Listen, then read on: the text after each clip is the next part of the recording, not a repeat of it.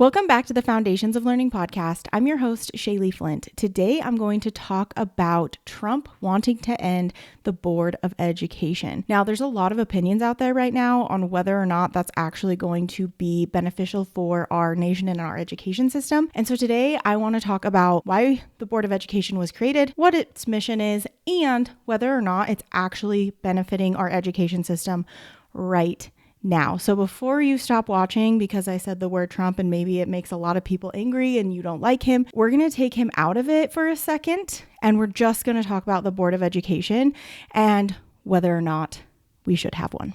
So keep listening. Welcome to the Foundations of Learning podcast. I hope to inspire you to actively participate in your child's learning journey, fostering a love for knowledge and nurturing the skills necessary for success in a rapidly changing world. Why was the Board of Education created? Now, the information I'm about to read is directly from the Board of Education's website. It actually kind of goes over why they were created, what their mission is, so that you can understand what the heck do they even do? Because even as an educator, I'm going to be honest, I didn't really know what the Board of Ed did besides them telling us what our standards are and them telling us what curriculums we are allowed to use. So as far as an educator goes, that's as much as I know about the Board of Education and what they do in education. So it says, the U.S. Department of Education is the agency of the federal government that establishes policy for administrators and coordinates most federal assistance to education. It assists the president in executing his education policies for the nation and in implementing laws enacted by Congress.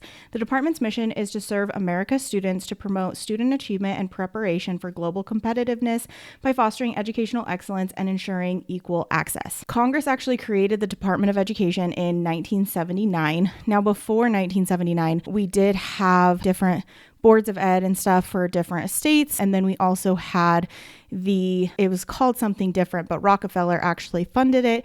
And it was it wasn't called the Board of Education, but it was something very similar because back in 1920, when the whole nation decided we were going to do what I would call forced schooling, he had to create something, right? There had to be a board that would talk about what every single school is going to teach and things like that. So anywho, I just wanted to say that there was that. Then I would say that honestly, the Department of Education was kind of morphed into what that was, but it was created in 1979 by Congress, and these are their declared purposes.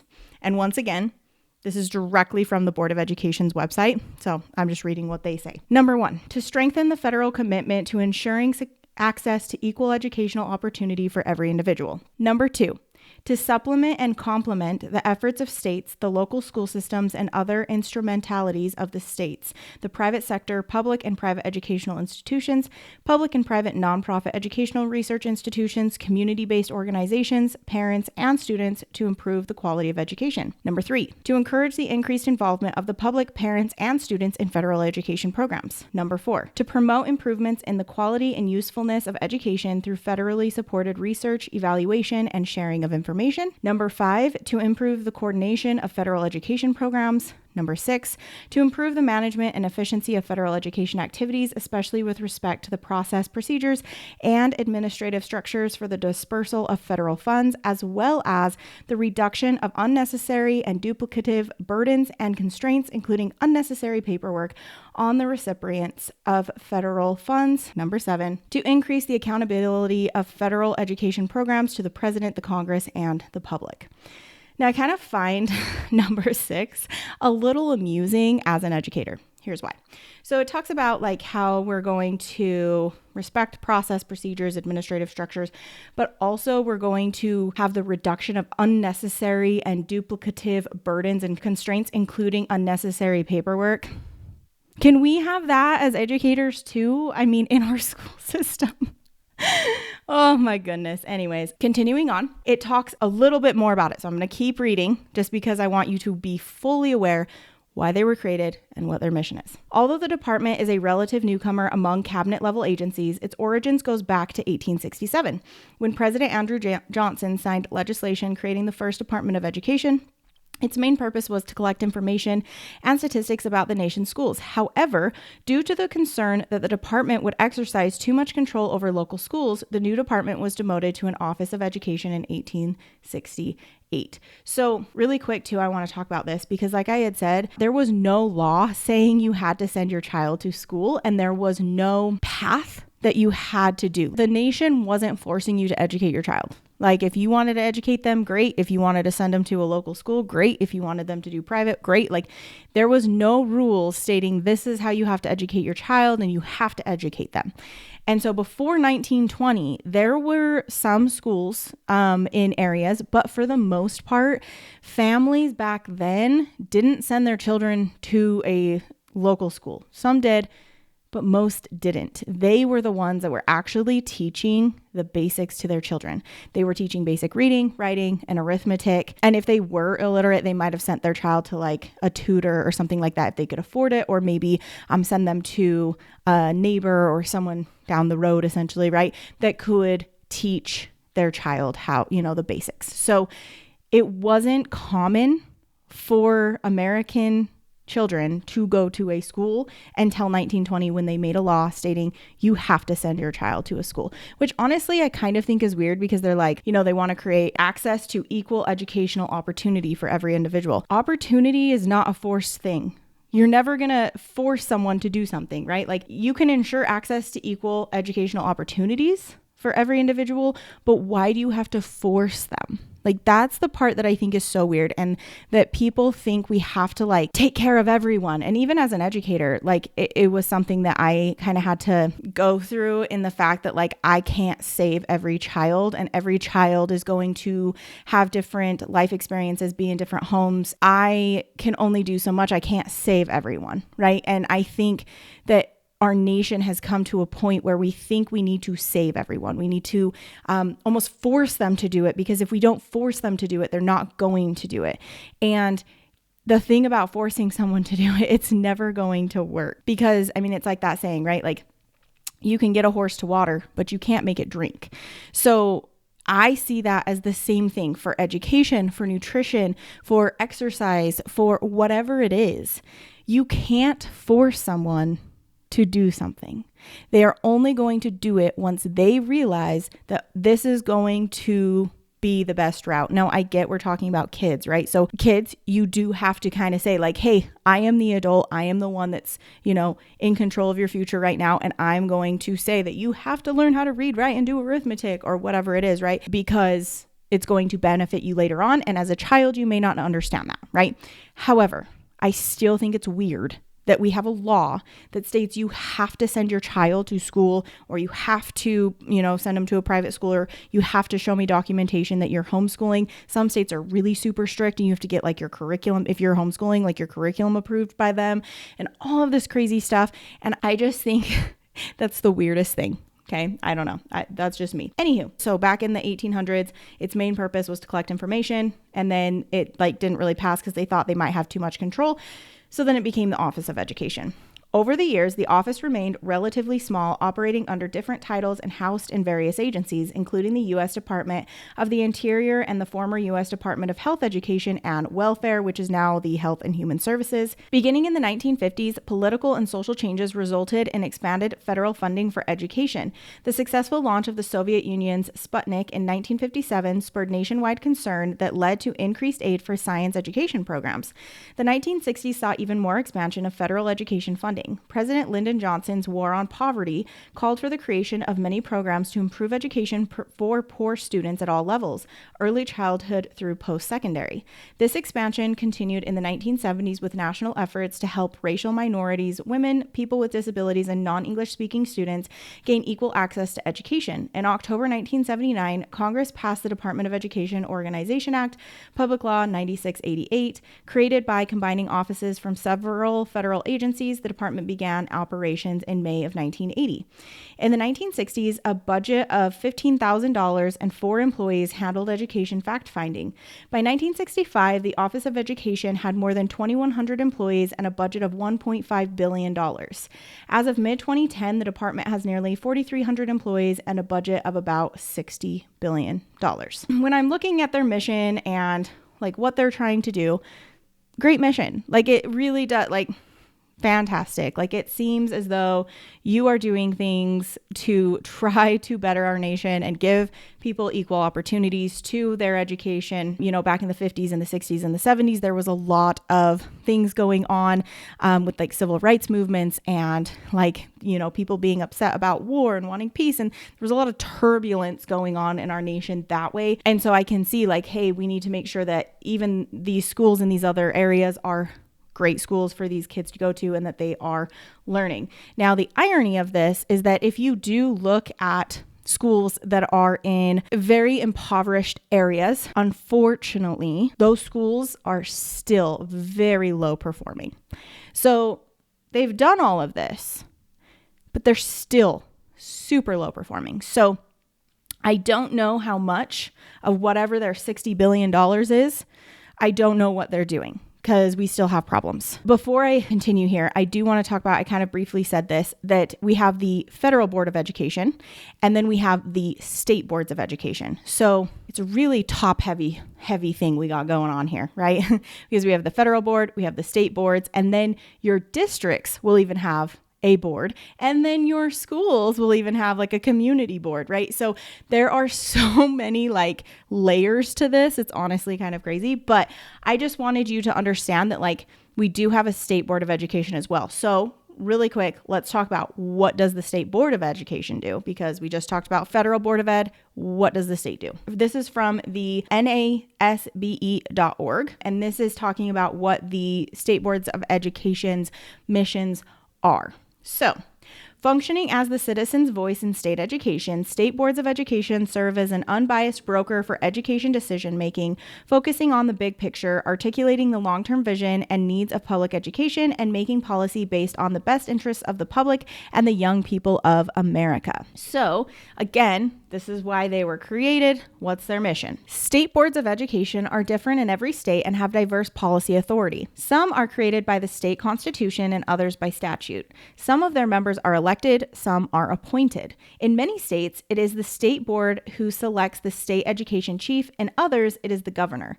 In 45 states, the state board adopts learning standards that all students are expected to achieve. In 31 states, state boards have primary authority over summative assessments. In addition, most SBEs have the following authority. 1, establishing high school graduation requirements. 2, determining qualifications for professional education personnel. 3, establishing state accountability and assessment programs. And 4, establishing standards for accreditation of local school districts and preparation programs for teachers and administrators. So a lot of what the State Board of Education is doing, honestly, is more on like the educators. It's not so much about the children, I guess, involved or the community that's involved. It's more about the requirements and the professional development or accreditation, accountability, things like that, assessments that teachers may have to give or whatever, right? So it's more on the school and the teachers with the state board than anything else. Okay. Now, I will say, like, I was really grateful for the Utah State Board of Education because they were the ones that required teachers to take a letters training, which is a training on the body of research, the science of reading and structured literacy. And that was the most game-changing training I have ever had in my years of teaching, and my students' reading scores soared. And we started implementing this as a district that I was working at, and we were a very low income district. I think like 15% of our students are ESL, English Second Language students. Over 50% of our students overall in the whole community where our district was were below the poverty line. And we were number 1 in the state of Utah for literacy skills. We were beating out big cities like Park City, where there's a very large number of very wealthy people. Generally speaking, when you're talking about education, students that come from a higher socioeconomic status generally will perform better on tests. They are just higher. They're going to achieve higher on academics and things like that because of family involvement, and just different aspects. And so usually lower socioeconomic status students, unfortunately, do perform lower academically, and they usually come in with like lower language skills. The fact that we were able to be number one in the state of Utah using this research was amazing. And so I really am grateful that they paid for that, and that I was able to go through that training, because it was actually something that was super beneficial for the students. So like that's one experience I have that like, okay, the state board did something fantastic. Now, if the federal board of education could get on board with this and make every single freaking state, or every teacher that is licensed by any state in the nation to do this training, that would be freaking fantastic. So federal board of education, let's get going, because we have a problem on our hands. Anyways, we will get to that in just a second.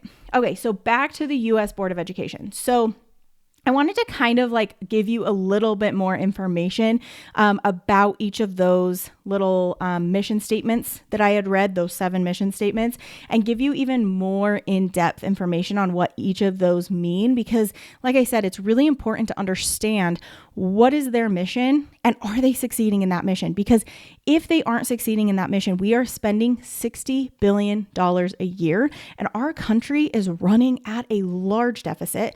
And if we continually run at this large deficit, keep printing more and more money, that's going to make everything expensive, right? You probably already feel it in the economy. It's hard to afford groceries. It's hard to even afford rent, or people can't buy homes. Like, it is insane where we are economically. And the problem comes from the fact that we are overspending. We are printing a bunch of money. And so if we can say like, okay, let's suck some money up here. Obviously, there are so many places within the government that we could like lower budget. Do we have to be in forever wars? I don't think so. If you disagree with me on that, that's totally fine. We can agree to disagree. However, if there are agencies within our government that are not effective and they're not doing what they're supposed to do, and we're spending $60 billion, then why do we have them? That's my only thought. Okay, so let's get into what is most important to the U.S. Board of Education to serve American students. And these are their 4 pillars. I'm going to go into detail on each one, but first I'm going to tell you the 4. Establishing policies and administrating financial aid, data collection and research, identifying issues and focusing attention, enforcing civil rights, and ensuring equal access. So let's get to establishing policies and administrating financial aid. So this says that they are going to develop policies for federal financial aid and oversees its distribution. Programs are authorized by Congress and regulated by the department, distributes aid via formulas, competition, and financial need determination, supports education from early childhood through post-secondary levels, special programs for individuals with disabilities, low-income students, American Indians, immigrants, and those with limited English proficiency. So these special programs that they're talking about is like for Title I schools, you get extra funding from the government for the students. And so that's kind of what it's talking about there. And then also like the special programs, like these are special education programs, right? And then if you have like a high number of English second language students in your district, or even at your school, you might have special programs that they are going to go to. You have to hire, a teacher for that and aides for that and everything. And they go and they help them with their English, right? So there is some things in here that they are paying for that I do think are beneficial, but I don't know, like obviously $60 billion, is that how much money we really need to spend? I don't know. Okay, so the next one is data collection and research. So they oversee and conduct research on education trends and best practices. They collect data and disseminate information to Congress, educators, and the public, and they publish reports and statistics on educational progress and innovations. All right, this is the part where I'm like, Federal Board of Ed, get your head out of your bum. Because if this is what you are doing, and this is one of your pillars that's most important to you, and you oversee and conduct research on education trends and best practices, you collect data and you tell Congress and educators and the public about this data, and you have reports into statistics on educational progress and innovations, then why the heck are you not teaching every single teacher in the United States of America about the body of research, the science of reading, and structured literacy? Why? You are collecting data, which I'm going to get into, and it sucks. We have literally used terrible, that you cannot prove that these work at all, whole word reading and balanced literacy for a very long time. And our reading scores have been horrendous. Okay. In the last 20 years, I was looking at like this, just states. Okay. All of the states in the United States. And I was looking at reading scores over the last 20 years. There was maybe like 2 states that maybe went up 1% in reading scores, and the rest of them went down. And when you hear what the reading scores are, you're going to be like, this is a problem. And this is your number. Where's the money going? I just want to know, if you have this data, what are you doing? Okay. Anywho, identifying issues and focusing attention. Identifies major education issues and advocates for reform, advises the president and implements education policies, engages with advisory groups and the public to shape key policies, highlights education issues through speeches, articles, and national events. Number 1 education issue, my friends. Our kids can't read and write, and they can't freaking do math. If your child can read, if they can write, and if they can do math, they are better off. There are so many studies about if a child cannot read and write and do math, they will more than likely be in poverty later on in life. So as you can tell, this kind of stuff really makes me angry when I know how much money is being spent. I know the problems that are happening, and I know they know the problems that are happening, and yet what are we doing? Okay, so enforcing civil rights and ensuring equal access. Enforces civil rights laws to prevent discrimination in education, ensures equal educational opportunities for all, regardless of race, color, national origin, sex, disability, or age, protects the rights of homeless children, individuals with limited English proficiency, women and girls in athletics. Oh, Board of Ed, you have humor. That's funny. And those needing vocational rehabilitation. I mean, should I address the elephant in the room that boys and men are now in girls' athletics? But you're going to protect that, right? You're going to protect the girls and the women in athletics? Is anyone else at this point? Okay, this is my own opinion, and I want you to make your own opinion on this. I'm just reading facts from their website. That is all I'm doing, and all I can say is, where is the money? What are you doing? Because all of the things that you say you're doing aren't happening. So anyway, so far, I kind of agree with Trump. I don't know if we need the Board of Education. Moving on. Does the Board of Education actually matter in helping students succeed academically? Well, let's get into it. Like I said, let's look at that data. Let's look at reading scores. Let's look at mathematical scores, because that's one of their things, right? They're going to look at data. They're going to look at the best practices. They're going to make sure we're doing the best. First of all, if you do go to the NAEP website and you try to find what the heck these scores mean, good luck. Okay. I feel like a part of their agenda here is like, listen, if our data is so hard to understand that like the common person would look at it and be like, okay, like what do these scores even mean? Like, does that mean they're proficient? Are they not proficient? Because as an educator, I don't give a crap what that test score number is unless I know whether that's proficient or not proficient. And unfortunately, when you're looking at reading scores and math scores, you can see whether they went up or they went down, but that doesn't tell me what is a proficient score and how many students actually are able to be proficient. It doesn't tell you. What they do is they make 4th graders and 8th graders all over the nation. They have to take a test. Homeschoolers have to do it, private schoolers, public schoolers. So they're looking at all different types of people and the way that they're getting educated and seeing if we are increasing in our abilities or not increasing in our abilities. So the score change between 2020 and 2022, there was a 5-point drop in reading, which is the largest score drop in reading since 1990. We can see that like it's obviously dropping, right? Like it didn't do well. People are blaming it on COVID. Yes, that could be also a factor, no doubt. However, we're using crappy instructional ways to teach reading. So like not that like shocking to me, honestly. And then again, for math, the score changes between 2020 and 2022 was a 7-point drop, which was the first ever score drop in mathematics. So we've actually so if you look at reading, we've kind of like stayed steady since the 70s, actually. Since 71, we've kind of just stayed steady. And then we had like a little minor drop here in the 2022. Mathematics, it was like from the 70s it was like kind of steady. And then we really kind of increased. And then we took another drop. Now, because I found other information on actual proficiency, we can kind of identify like, okay, where were they in the 70s and where were they, like, where are we now, right? Based on the graph that I'm looking at right here. I'm going to go into the actual like proficiency rate. And then you can see that even since the 70s, we have sucked. Okay. The 70s, we sucked even more, especially in mathematics. And we've kind of just stayed the same in reading. So here is the 2013 National Assessment of Education Progress reading test result. Let's get into it. The 2013 National Assessment of Education Progress, NAEP, reading test results demonstrate that far too many young people continue to read below grade level. 65% of all U.S. fourth graders scored below proficient, which means that they are not reading at grade level. Only 35% of fourth graders are reading at or above grade level. In addition, 64% of eighth graders are reading below grade level, whereas 36% are reading at or above grade level. Still, these statistics do show an improvement at both grade levels.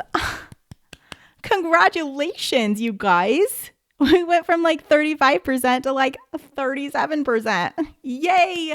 We improved. Not good enough. Okay, anyways. In 1992, 72% of fourth graders and 71% of eighth graders were reading below grade level. So look at that, you guys. We went from 72% to 71% to 64%. That was back in 2013. But they like to blame the fact that nobody can read and write on COVID.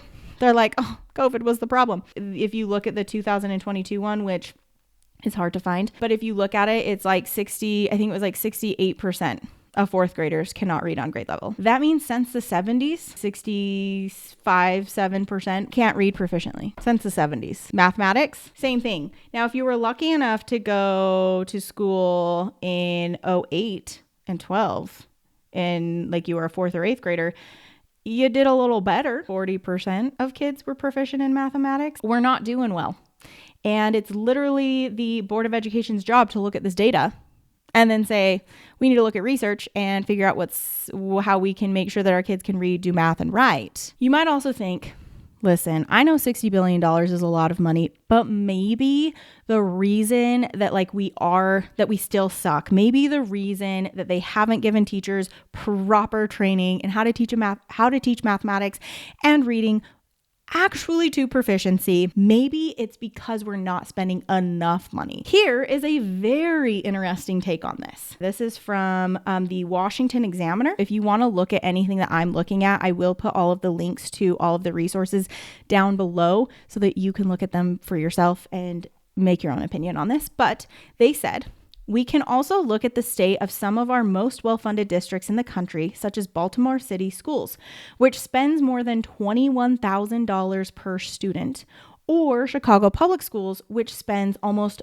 $30,000 per student. In each of those districts, there were at least a dozen schools where not one, now I want to emphasize this, listen closely, not a single student tested proficient in either math or reading. On the other hand, Nicholas Kristof at the New York Times recently documented the unprecedented improvement in Mississippi schools that has come as a result of increasing reliance on phonics, what a thought, and a broader approach to literacy called the science of reading.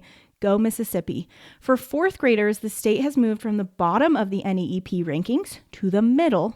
And among children in poverty, the state is now at the top. Importantly, this happened despite ranking 46th in spending per pupil in grades K through 12. They spend the least amount of money per pupil, almost the least amount in the entire nation. And somehow they did better. This honestly is not that surprising to me. Here's why. I don't care how much money you spend per pupil. What is going to matter is whether or not the educator in the room is properly trained to teach students how to read, write, and do math. That is what matters. And like I have said before, in my district, same freaking thing happened. So as an educator, I truly believe that the U.S., I'm saying the U.S. board because the State Board of Education, thank you. Thank you so much for requiring your teachers that are K through 3 teachers to be letters trained or trained in the science of reading, because I am forever grateful for that. However, the U.S. Board of Education, which is what Trump wants to end, has done nothing to help me succeed as an educator. My friends at the U.S. Board of Education, your job is to collect data and research on best practices. We have had the science of reading for decades, okay? Before the 1920s, this is what's really going to blow your mind. Before the 1920s, do you want to know what approach they took to teach reading? Phonics. And then there was a bunch of research coming out of universities. It was crap research on like whole word reading and balanced literacy and things like that. And like we were sending people over to like European countries and all of these other countries and stuff to see how they did education and blah, blah, blah. And honestly, the creation of our education system is really something. If you want to go check out why our education system was created, I have 2 videos on that that is on the creation of our education system. So you can go look at that. But like you have these people that are coming out with crap research that literally it's actually the worst research ever, because it doesn't actually prove that the things that they are saying are actually factually true, that are going to actually help our students to read, write, and do math. Okay. And somehow we still adopted these. You collect data and research, and you've literally done nothing since the 70s. Now we're going to talk about Trump for a second. Don't get mad. Don't turn it off. Can he actually succeed in ending the Board of Education? And who is actually backing him in our government for this to go through? So this is a article from Fox News, and they are actually talking to Thomas Massie. I want to say he's a congressman from Kentucky. And he says, would former President Trump follow through with it? Honestly, I think it depends on who controls Congress and who his cabinet secretary is. Massie introduced a bill late last year that would do just that, and it currently has more than 30 House GOP co-sponsors, including vocal Trump allies like Reps Marjorie Taylor Greene and Byron Donalds, Republican of Florida. He argued that the funding that goes toward managing the DOE and its 14,000 Washington, D.C. employees could be distributed to the school systems instead of burning on extra red tape. Honestly, I agree with this 100%. One thing that I wish I had more of in the school, help. That's all most educators want. They want help in their classrooms. If you've ever had 25 6-year-olds in the room, all at different levels, you are in charge of making sure that no matter where they start, they are going to end proficient or above proficiency if you're a good teacher and you challenge your higher students. That is your job. If you have 25 of them, that can be really complicated, especially when you have, like I said, differing levels, you have differing personalities, you have maybe some kids that have learning disabilities. If I had a full-time aide, that would have been so helpful. You are 100% on, Massie. Good job.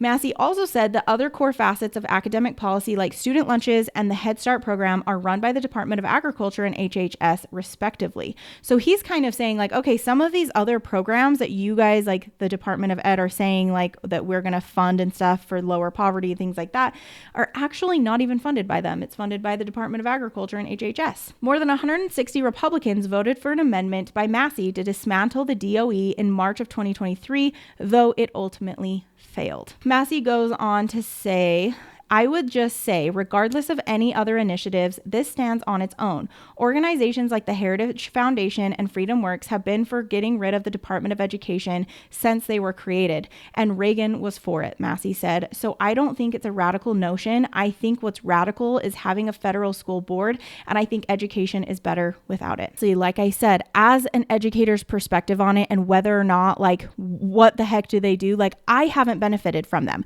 So if you, as an educator or a parent or somebody in the community, if you have benefited from the U.S. Board of Education, tell me down below in the comments, what have they done for you? Is that $60 billion that's being spent, is it actually benefiting your child? Is it benefiting you as an educator? Is it benefiting your community?